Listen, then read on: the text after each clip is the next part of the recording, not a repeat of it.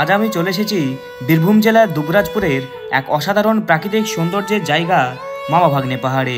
এই জায়গাটা স্থানীয়দের কাছে শুধু একটি পাহাড় নয়, বরং এক গল্প, এক ইতিহাস।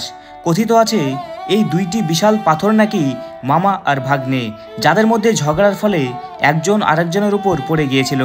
চারপাশের নিসর্গ, সবুজ প্রান্তর আর সেই প্রাচীন পাথরের গঠন একেবারে চোখ জুড়িয়ে দেয়। যারা প্রকৃতি ভালোবাসেন বা একটু ইতিহাস খুঁজে বেড়ান, তাদের জন্য মামা ভাগ্নে পাহাড় একদম পারফেক্ট স্পট। কোথা থেকে এসেছেন? আমি জলপাইগুড়ি থেকে এসেছি। জলপাইগুড়ি? অনেক দূর থেকে এসেছেন তো। মানে এই বয়সেও মানে এই যে মামা ভাগ্নে পাহাড় যে একটা মনের ইচ্ছে থাকলে এবং নিশ্চয়ই আমরা আসতে পারবো। এবং মামা ভাগ্নে পাহাড় সম্বন্ধে এটুকু বলতে চাই, কেমন লাগছে ঘুরে আপনাদের? খুব ভালো। আমার চারপাশটা পুরো একদম শুনশান, কোনো বাড়িঘর নেই, একদম নির্জন আর ন্যাচারাল সাউন্ড একটা। তো গাইজ খুব সাবধানে, তো পুরো অ্যাডভেঞ্চার ট্রিপ হচ্ছে এটা। তো ওয়েলকাম টু দুবরাজপুর। আমি এখন বীরভূম জেলার দুবরাজপুরে রয়েছি। দেখতে পাচ্ছ এখানে রয়েছে ওয়েলকাম দুবরাজপুর থানা। তো আমি এখন যাব এই দুবরাজপুরের সেই বিখ্যাত মামা ভাগ্নে পাহাড়ে, যেটা নিয়ে অনেক লোককথা রয়েছে, অনেক ইতিহাস রয়েছে, ভৌগোলিক ব্যাখ্যা রয়েছে। তো আজ যাবো সেই মামা ভাগ্নে পাহাড়ে। তো তোমাদের মামা ভাগ্নে পাহাড়টা পুরো এক্সপ্লোর করে দেখাবো আমার চ্যানেলে। তো চলো দেখতে থাকো।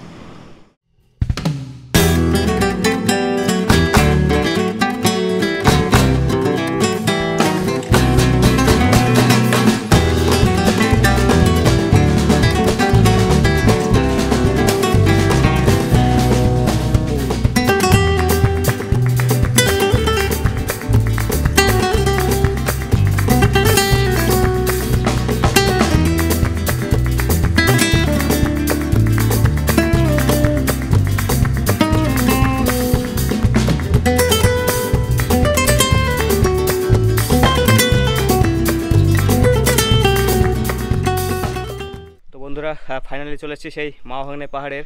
এখন আমি যেখানে দাঁড়িয়ে রয়েছি মামা ভাগ্নে পাহাড়ের প্রবেশদ্বার। তো এই পথটা দিয়ে কিন্তু সোজা চলে যাচ্ছে সেই মামা ভাগ্নে পাহাড়।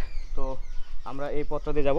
এই যে পথটা দেখতে পাচ্ছ, এটা দিয়ে গিয়েই ডান দিয়ে কিন্তু পড়বে সেই মামা ভাগ্নে পাহাড়। আর এখানে সব কিছু ছোটোখাটো যে পাথরগুলো গ্রানাইট, সেগুলো তোমরা এখানে দেখতে পাচ্ছ। ওই সামনে উঁচু উঁচু দুটো আছে।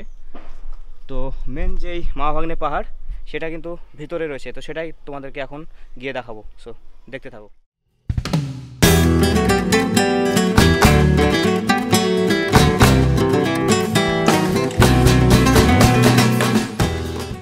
তো এখানে বাইকটা রাখলাম, এটা হচ্ছে পার্কিং জোন। আর এটা পুরো প্রাচীর দিয়ে ঘেরা রয়েছে। এই যে পাহাড় দেখতে পাচ্ছ। তো সামনে দিয়ে যাচ্ছে এই পথটা দিয়ে, এবং এখানে অনেকগুলো পাহাড় দেখতে পাচ্ছি।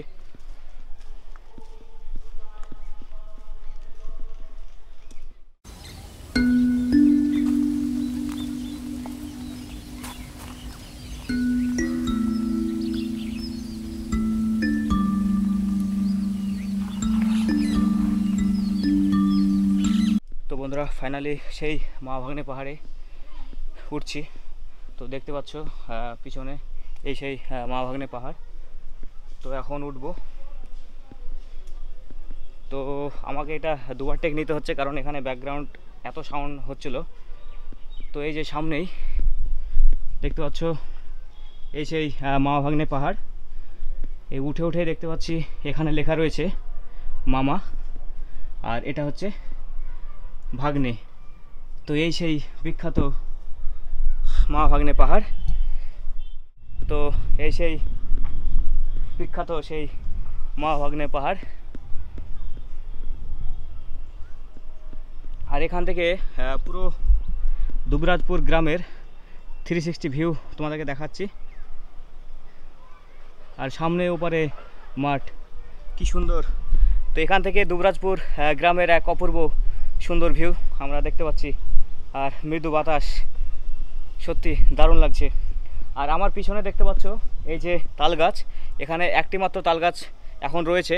এর আগে দুটো তাল গাছ ছিল, বাজ পড়ে একটা মারা গেছে। তো এই তাল গাছ নিয়েও কিন্তু একটা লোকমুখে কথা রয়েছে প্রচলিত, যে একটা তাল গাছ নাকি মামার একটা ভাগ্নের, এরকমও নাকি শুনেছি।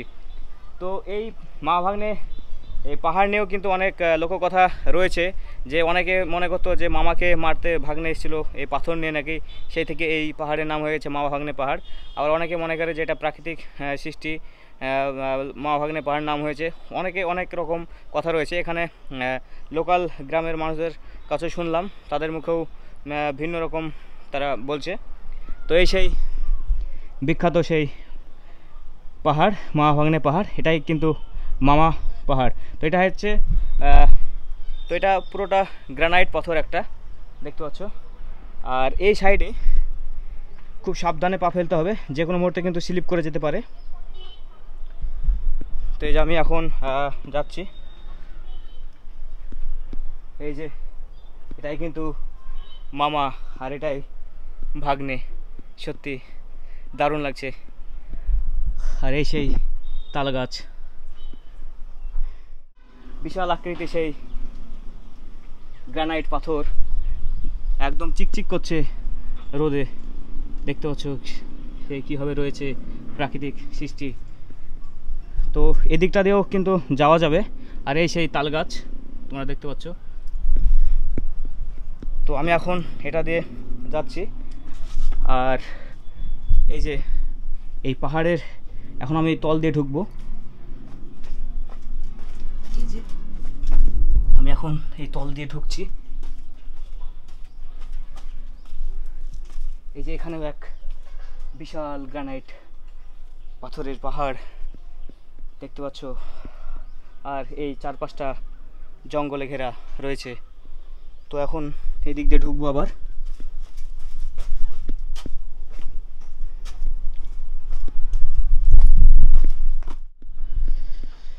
তো এখান থেকে বেরোলাম। আর এখানে দুপাশেই দেখতে পাচ্ছ চারিপাশেই পাহাড় আর পাহাড়। তো এটা ভৌগোলিক দৃষ্টিকোণ থেকেও কিন্তু মিল রয়েছে। আমরা পড়েছিলাম যে ছোটনাগপুর মালভূমি, সেটা নিয়েও কিন্তু এটা এই মামা ভাগ্নে পাহাড়ের কথা বলা আছে। আর এই সেই বিখ্যাত মামা ভাগ্নে পাহাড়। তো এখানে অনেকে দেখছি নাম টাম লিখে রেখেছে।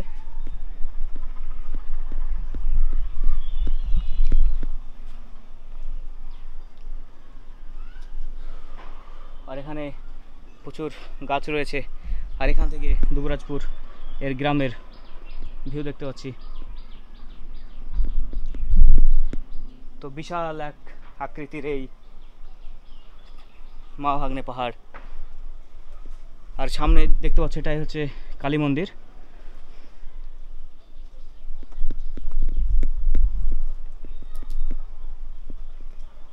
তো আমি এখন এটা দিয়ে নামবো এবং ওই পাথরের কাছে যাওয়ার চেষ্টা করব। তো একদম নামছি আমি। এই যে দেখতে পাচ্ছ, ওঠাও কিন্তু খুব রিস্ক হয়ে যাবে। যে নেমে পড়লাম। তো এই যে আরেকটা পাথরের কাছে চলে আসলাম। আর সামনেই সেই মামা ভাগ্নে পাহাড়। আর এই দিক দিয়ে নিচে যাওয়া যাবে, তবে যাওয়া ঠিক হবে না, জঙ্গল রয়েছে, কারণ সাপ পোকামাকড় থাকতে পারে। তো আমি এটা দিয়ে নামলাম এবং তোমাদেরকে দেখাচ্ছি এই মামা ভাগ্নে পাহাড়, এই চারপাশটা। তো এই বিশাল আকৃতির। তো আমি এখানে একা রয়েছি, আর পুরোটা চারপাশে একদম নির্জন। তো এটা দিয়েও কিন্তু নামা যাবে এই পাহাড় থেকে। আর আমার চারপাশে দেখতে পাচ্ছ পুরোটা কিন্তু জঙ্গল।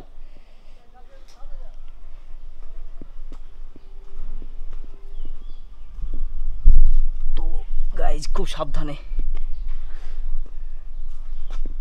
তো এবার আমি এটাই নামবো।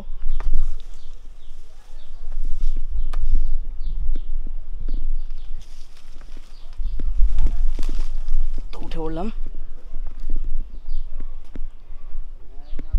তো এখানে এই উপরেও কিন্তু ওঠা যাবে, কিন্তু যা রিস্ক হয়ে যাবে।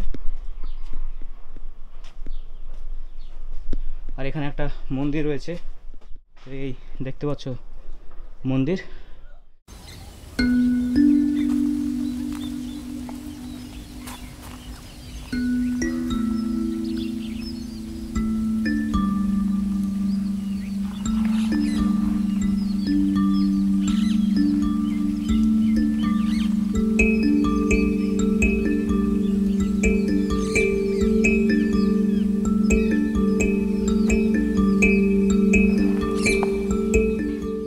খুব সাবধানে পা রাখতে হবে, কারণ পা যদি একটু স্লিপ করে তো একদম এই নিচে গিয়ে পড়বে। আর সামনে দেখতে পাচ্ছ অনেক ছোট ছোট পাথর রয়েছে, যেগুলো পাহাড় বলছে আর কি।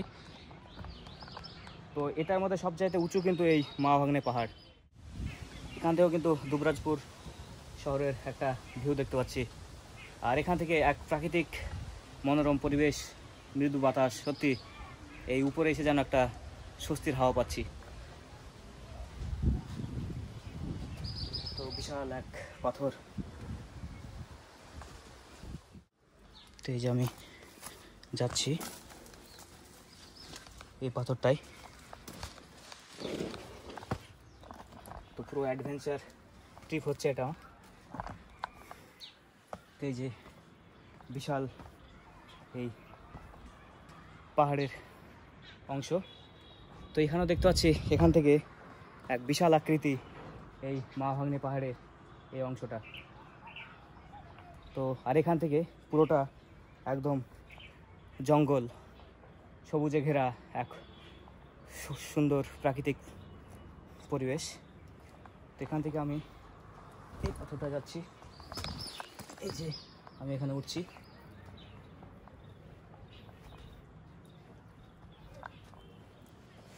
তো এই যে আমি এখন এই পাহাড়ের একদম টপে রয়েছি, আর আমার চারপাশ থেকে দেখতে পাচ্ছ এক অপূর্ব সুন্দর প্রাকৃতিক পরিবেশ। তো এই যে এটাতেও নিচে নামা যাবে, তো বাট নামবো না এখন, নিচে নামবো এবং নিচে গিয়ে তোমাদের ওইদিকে আরও মন্দির রয়েছে, আরও কী কী রয়েছে সেগুলো তোমাদেরকে দেখাবো। এখন তোমাদের মাওয়া পাহাড়ের পুরো উপরটা তোমাদের এক্সপ্লোর করে দেখালাম। তো সাধারণত এইদিকে কেউ আসেন, আমি যে পারটায় আসলাম, কারণ দেখতে পাচ্ছ সেরকম নাম খোদাই করা নেই, কারণ যেহেতু আসলে অনেকে নাম লিখে রাখতো। তো চলো আমি এখন নামবো। আমি এই মাওয়া পাহাড়ের উপর থেকে নামলাম এবং এই পাশে এই যে পথটা যাচ্ছে। কোথা থেকে এসছেন? আমি জলপাইগুড়ি থেকে এসেছি। জলপাইগুড়ি?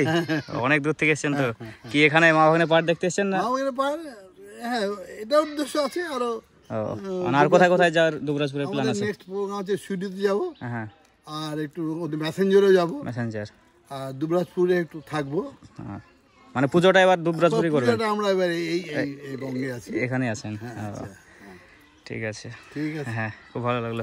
হ্যাঁ, আপনি থ্যাংক ইউ। হ্যাঁ, আমার ইউটিউব চ্যানেল। তো দর্শকদের জন্য কিছু একটু বলুন এই মাওয়া পাহাড় সম্বন্ধে। হ্যাঁ, মাওয়া পাহাড় সম্বন্ধে এটুকু বলতে চাই যে আমরা যখন শুনি যে আর কি যে যেতে পারবো কিনা, আমি 76 year old, কিন্তু আমি দেখলাম যে না, মানে এই বয়সেও মানে এই যে মাওয়া পাহাড় যে একটা মনের ইচ্ছে থাকলে এবং এখানে নিশ্চয়ই আমরা আসতে পারবো, এবং আমরা আসছি এবং আমরা এসে গেছিও। খুব সুন্দর লাগছে। একটু ধীরে সুস্থ আসছি, সাথে আমার আরো 2-1 আছে, ওনারাও মানে ইচ্ছে শক্তি আর মনোযোগ থাকলে কিন্তু সমস্ত সবকিছু সম্ভব, সমাধান হয় একদম। মানে এই বয়সে এসেও কিন্তু এই মাওয়া পাহাড়ে যে একটা অ্যাডভেঞ্চার যে ফিল, ঘুরে বেড়ানোটাই আমার একটা ডিজিজ বলতে পারেন, রোগ। এবং আমি ঘুরতে ভালোবাসি। আমার সাথে এসছেন যারা এসছেন সবই জলপাইগুড়ি থেকে এসছেন, সব জলপাইগুড়ি থেকে এসছে। হ্যাঁ, এবং সবাই মানে 2 জন বাদে সবাই এসেছেন। তো এই পথে যাচ্ছে, সামনে মানে মন্দির রয়েছে। হ্যাঁ, যাচ্ছে। আমি রিলেটিভ, আমার জামাই, আমার ওয়াইফ, আমার মেয়ে, ইউটিউব চ্যানেল থেকে হচ্ছে আমাদের রিলেটিভ। কেমন লাগছে ঘুরে আপনাদের? তাহলে এবার এই পুজোটা এখন দুবরাজপুরে কাটানো হবে? ঠিক আছে, ঘুরুন তাহলে। হ্যাঁ, দেখবো আপনার ইউটিউবে আলাহিম বিশ্বাস নাম কি আছে? আলাহিম বিশ্বাস, আলাহিম বিশ্বাস, এই চাইও বিশ্বাস। ঠিক আছে, ঠিক আছে। তো এই মোটামুটি আপনার এক সপ্তাহের মধ্যে আপলোড হবে। ঠিক আছে। তো জলপাইগুড়ি থেকে এসছে নর্থ বেঙ্গল সাইড এই মাওভাঙনে পাহাড় ঘুরতে। তো বেশ মানে তাদের সঙ্গে কথা বলে যে মানে একটা মানে এনার্জি একটা মানে কোথাও মনে হলো যে একটা এনার্জি লেভেলটা হাই হয়ে গেল। তো সত্যি মানে মনের ইচ্ছে আর জোর থাকলে কিন্তু সমস্ত সব কিছু কিন্তু সম্ভব। আর আমার এই নেমে নেমে দুপাশে দেখতে পাচ্ছ দুই দিকে ভাগ হয়ে যাচ্ছে, এদিকে একটা পথ যাচ্ছে, এদিকে একটা পথ যাচ্ছে। তো আমি এখানে একা রয়েছি আর এই দুই দিকে দুটো পথ যাচ্ছে। তো আমি এখন এদিকটায় যাব এবং তোমাদের ঘুরে ঘুরে দেখাবো।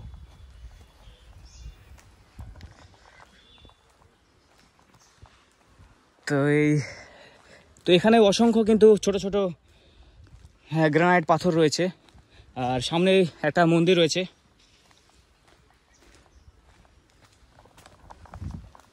তো এই যাচ্ছি এই নির্জন জঙ্গলে, কেউ নেই। তো এই যে সামনেও একটা বিশাল আকৃতির পাহাড় আর এদিকে মেবি একটা মন্দির রয়েছে। তো এই যে সামনেই দেখতে পাচ্ছ এখানে অসংখ্য পাহাড় রয়েছে। তো আমি এখন এই যে সিঁড়ি বেয়ে এখন উঠছি।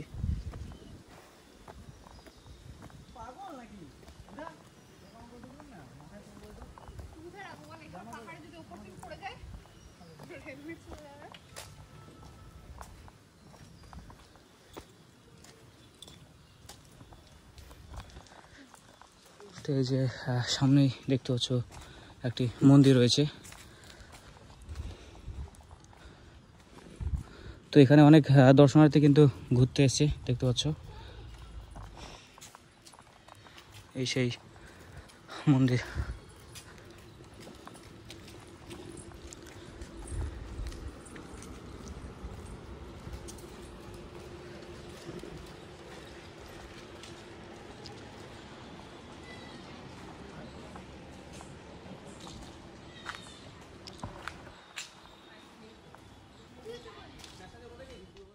তো এইদিকে কিন্তু বিশাল এরিয়া, মানে আমি যেদিক দিয়ে যাচ্ছি 2-3টে রাস্তায় ভাগ হয়ে যাচ্ছে আর দুপাশে উঁচু উঁচু গ্রানাইট পাথর, মন্দির এবং এটা দিয়ে গ্রামে ঢুকে যাওয়া যাচ্ছে।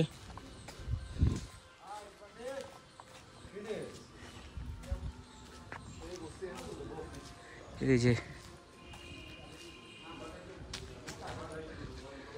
যে বিশাল আকৃতির এই মন্দিরের স্ট্রাকচার।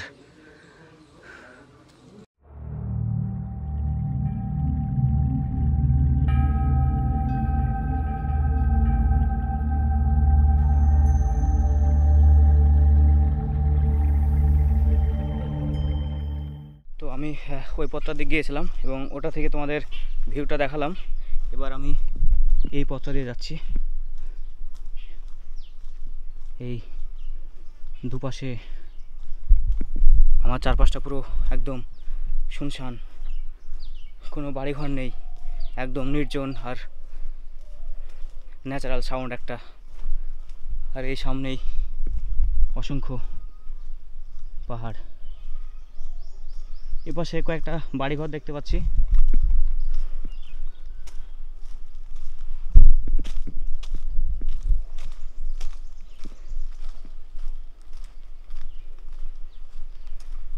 এই যে বিশাল আকৃতির পাহাড়।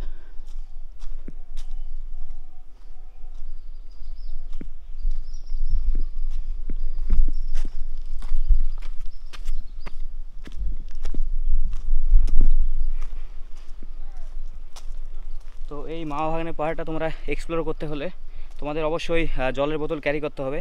জলের বোতল যদি ক্যারি না করো তো তোমরা কিন্তু জল তেষ্টা পেতে পারো। তো সেই জন্য মাস্ট বি কেয়ারফুল, জল কিন্তু নিতেই হবে। তো এটাই এ অবধি শেষ।